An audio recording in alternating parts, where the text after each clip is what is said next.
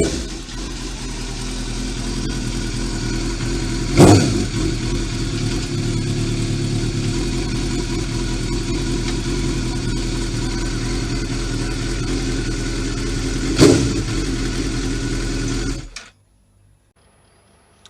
then, yesterday I did the priming of all the bits. Today I'm going to give the inside, underside, number plate bracket and seat bracket a coat of tough black, which is down here getting warmed up. Tough paint, quick drying, durable and chip resistant, no primer required, hard wearing, super smooth finish. So I've used a primer, I've used an etch primer, which apparently this adheres to better. It does adhere to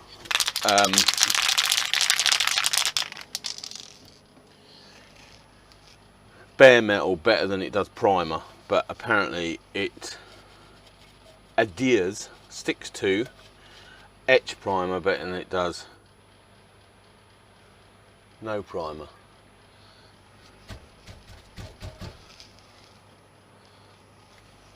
So I've got some 800 grit paper. I'm just going to go over it. Don't need a glove on that hand because it is infested with dust.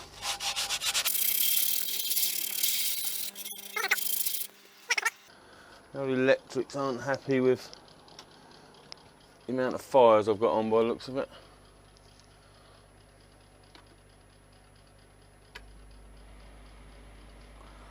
Let's try again. In fact, that might be a bit too aggressive. Let's try 1000 or 1200. 1200. Try a bit of 1200.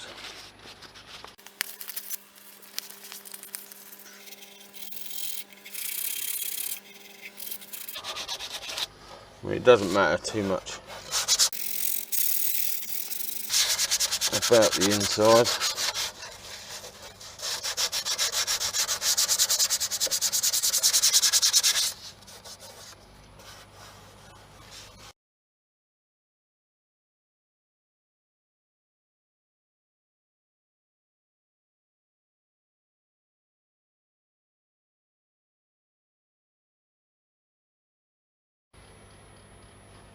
As I say, not so worried about the inside, but the underside, which is a lot smoother anyway.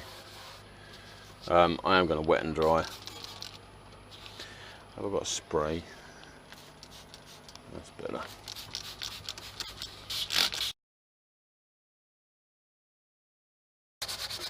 I've never done this before because you put all the effort into painting it and then you look at the paint coming off.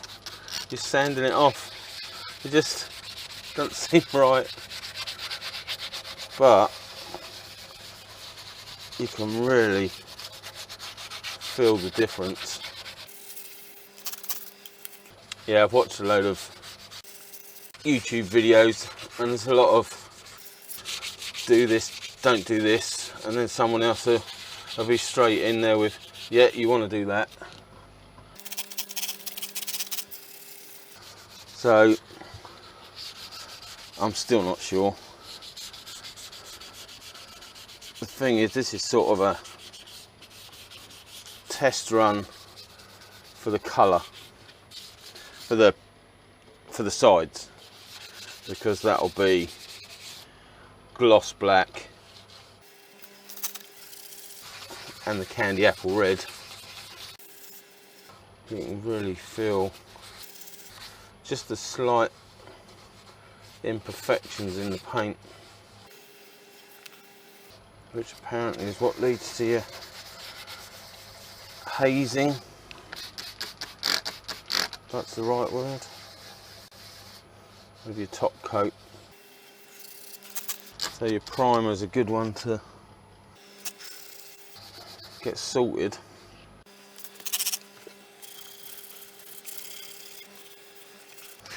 Yeah, I mean, I'm only going across it with 1200 grit, which is very fine.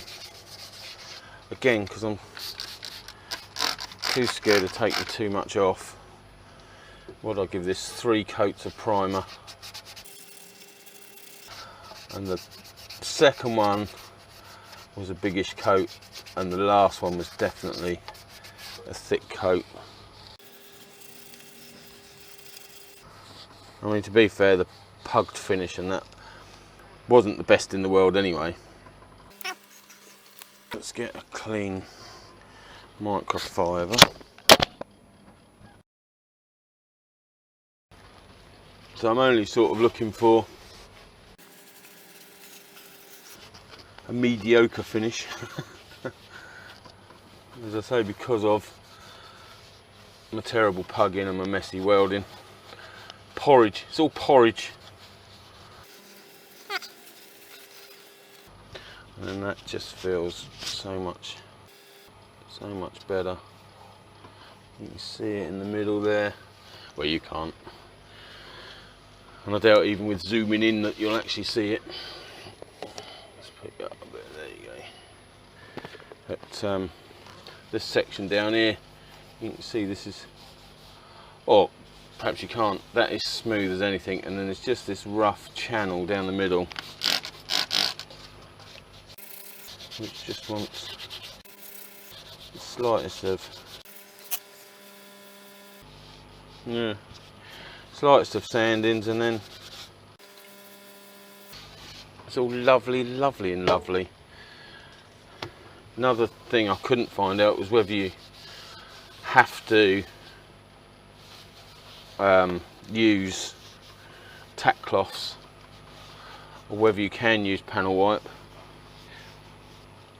Some people were saying the panel wipe can be aggressive to the paint, but I think that's if you're painting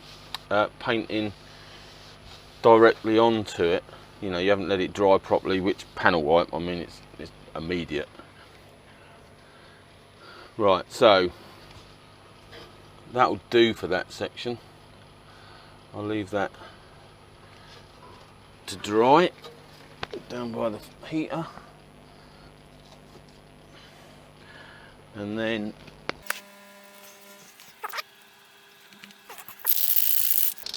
just warming the paint up. It's a bit of a chilly morn this morning, and then we've got this one to do, that one to do, and the cowl, it's only the inside of the cowl that I wanted to do tough black. So again, none of these bits are very important. I mean, I know this one's on show, but this will almost definitely be done again, just for the fact that I didn't get the strengthening ridges in a straight line, but it ain't going to be done for a while yet. So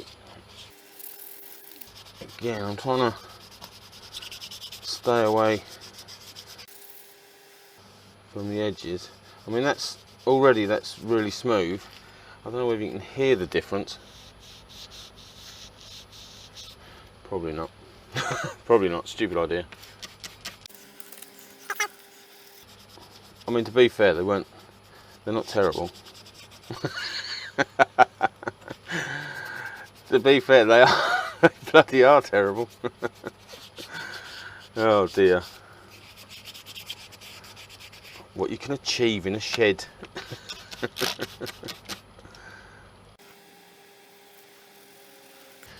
As I say, this is the sort of test for the main colours going on the side, because ultimately if any of this actually fails, I can just rub it back a bit and go with the original idea of hammerite in it. I mean, it's not the old hammerite's not well, smooth right, it's not a terrible finish.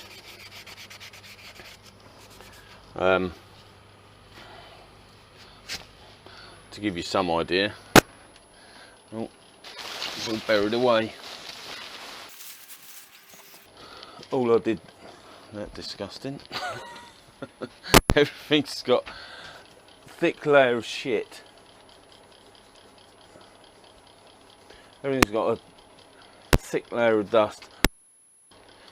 That's been out on a few occasions, playing around, and I've not sustained any chips on it, and it's still got a sort of glossy finish to it.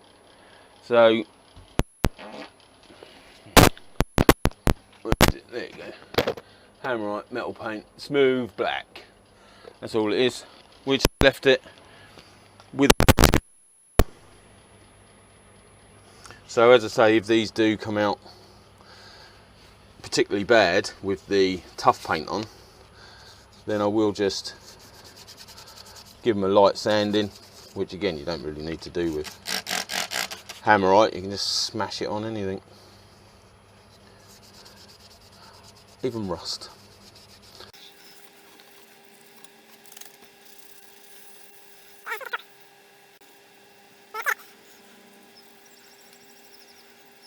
As I say, I put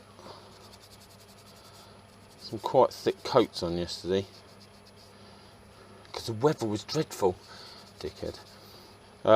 Some quite thick coats of primer on, just because I knew this time I was painting, just because I knew this time I would be sanding it back to get a decent finish. And then when I attack the actual colour, the gloss black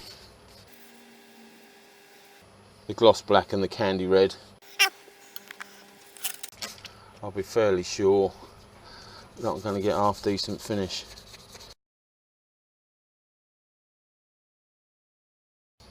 Right, that's them bits done. As I say, I'm going to give it a panel wipe. Along with all this, I probably should have done a test piece for the colour.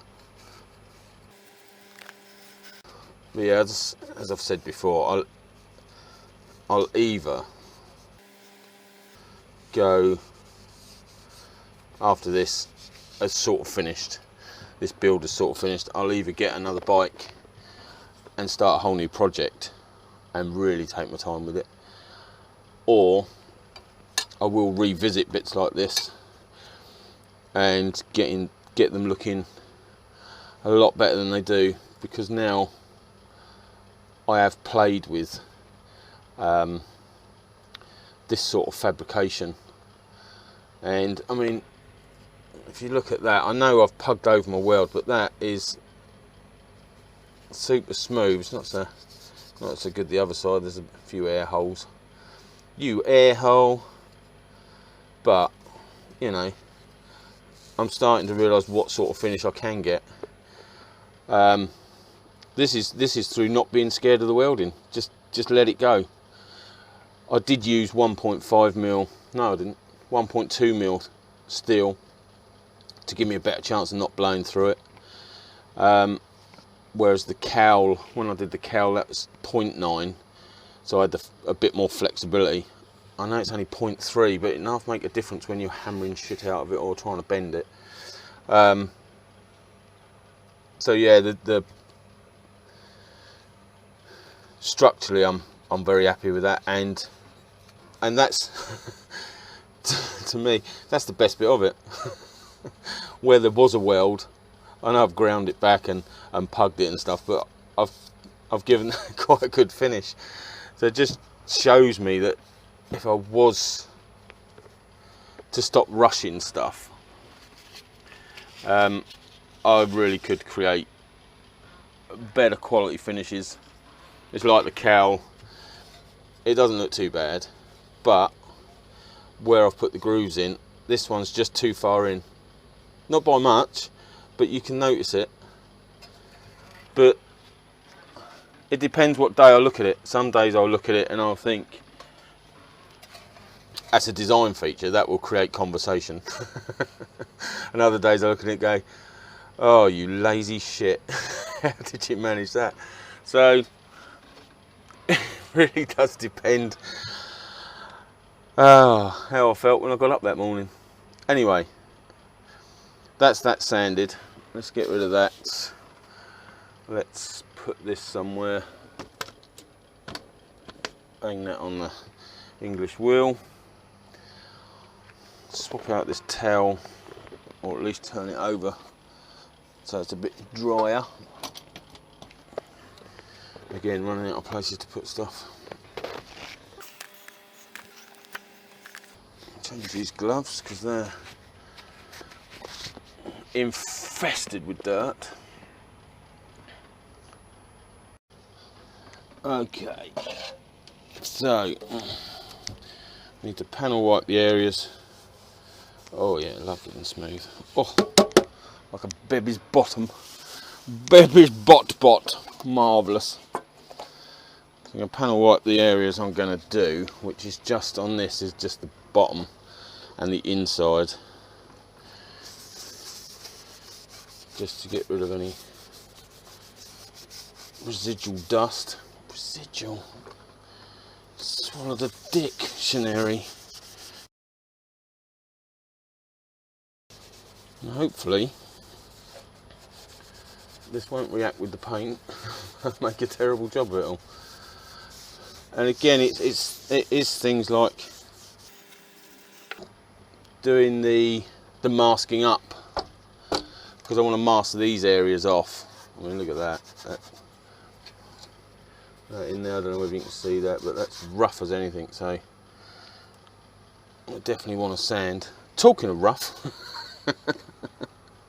talking of rough, let's not look on the inside.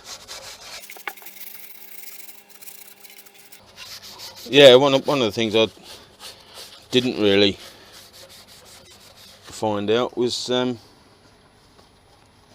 whole masking up and then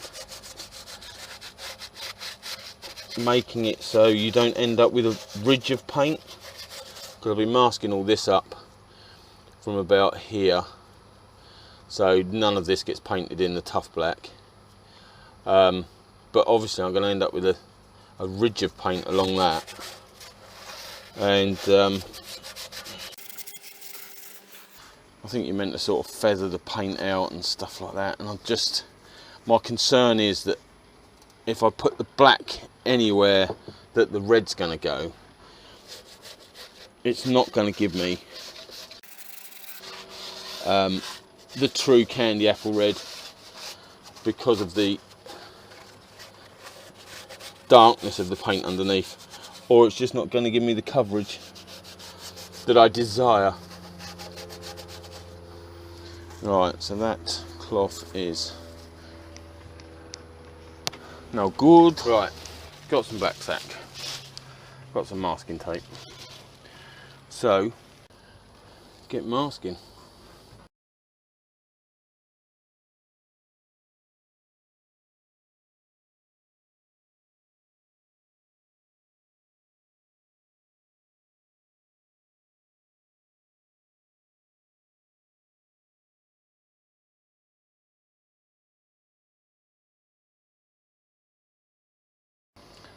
Right, last bit of panel wipe. Okay, so the cowl's on the bench because I just want to do the inside of that. All the other bits are hanging up, ready for painting. Number plate bracket, seat bracket, and obviously the actual subframe. Also, I've invested in a better mask and goggles, look, for doing the job. Better filters and everything. It's only cheap, but it's a lot better than that paper bloody thing I was using, because of the different ingredients in this paint. So I'm ready to paint.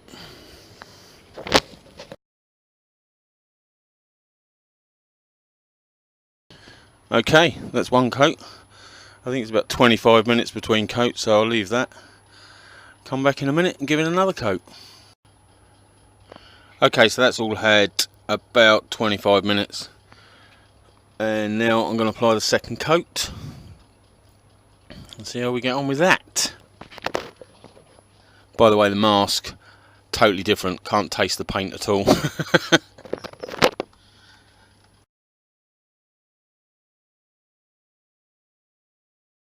Okay, another 20 minutes and I'll do one more coat. Okay, third and final coat. This one will go on a little bit thicker.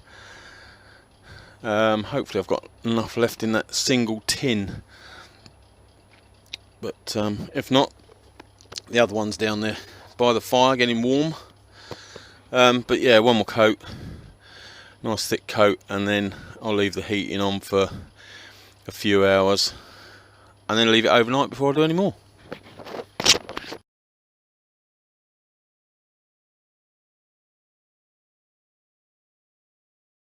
Okay, so that's the third and final coat, and it's not looking... So that's the third and final coat, and the important bits, stop spinning around you.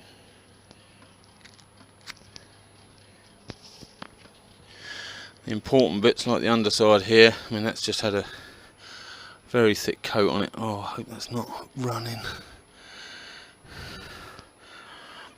We're all looking good, but obviously it's not until it dries that it flats out. But hopefully I've put it on there thick enough that I can polish it down without going back to the primer. But yes, that's it. That's it for today. Midday on a Sunday.